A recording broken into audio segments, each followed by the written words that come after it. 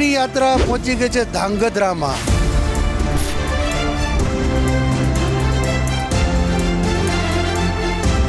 પાણી ફૂલ કઈ તકલીફ નહીં. સરસ મજાના સરસ કામ કર્યા નગરપાલિકાના પ્રમુખ. જેવું છે કે એક સાઈડ જ છે, વન સાઈડ જ હોય, વન સાઈડ જ. બરાબર, અહીંયા વિપક્ષ જેવું નામ જ નથી. ચૂંટણી ટાણે મજા આવી જાય.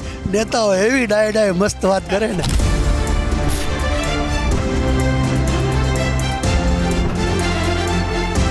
યસ, રેગ્યુલર 4 દિવસે ને 5 દિવસે.